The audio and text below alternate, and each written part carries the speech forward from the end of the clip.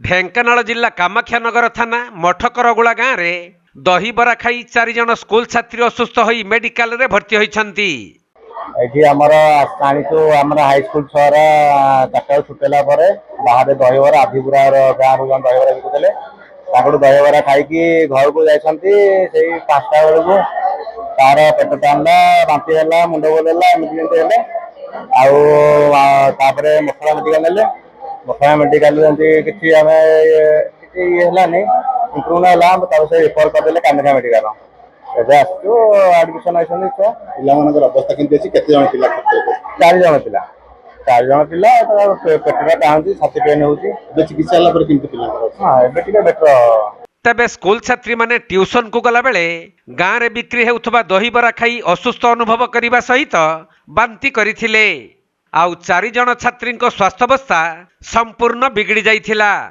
ସେପଟେ ଅସୁସ୍ଥ ଛାତ୍ରୀମାନଙ୍କ ମଧ୍ୟରୁ 3 ଜଣ 10ମ ଶ୍ରେଣୀ ଓ ଜଣେ 9ମ ଶ୍ରେଣୀର ଛାତ୍ରୀ ହୋଇଥିବା ସୂଚନା ରହିଛି। ତେବେ ସେମାନଙ୍କୁ କାମାକ୍ଷାନଗର ମେଡିକାଲରେ ଚିକିତ୍ସା କରାଯିବା ପରେ ସେମାନଙ୍କ ସ୍ୱାସ୍ଥ୍ୟରେ ସୁଧାର ଆସିଥିବା ଡାକ୍ତର ପ୍ରକାଶ କରିଛନ୍ତି।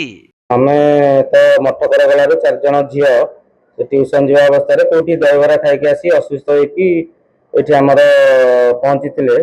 ଏବେ ଆମେ ତାଙ୍କୁ ଚିକିତ୍ସା କରିକି ଏବେ ସେ ସମ୍ପୂର୍ଣ୍ଣ ଭାବେ ସୁସ୍ଥ ଅଛନ୍ତି ଏବଂ ଡିସଚାର୍ଜ ବି ଆମେ ତାଙ୍କୁ କରିଦେଇଛୁ। ସେ ଆମେ କେବଳ ତାଙ୍କୁ ଟିକେ ରଖିଛୁ, ଆମର ଇଏରେ ରଖିଛୁ। ବାକି କାଲି ସକାଳେ ଆମେ ତାଙ୍କୁ ସମ୍ପୂର୍ଣ୍ଣ ଡିସଚାର୍ଜ କରିକି ମେଡିସିନ ଦେଇକି ତାଙ୍କୁ ଇଏ କରିଦେବୁ। ବାକି ତାଙ୍କ ସ୍ୱାସ୍ଥ୍ୟ ଅବସ୍ଥା ଏବେ ସମ୍ପୂର୍ଣ୍ଣ ଭାବେ ଠିକ୍ ଅଛି।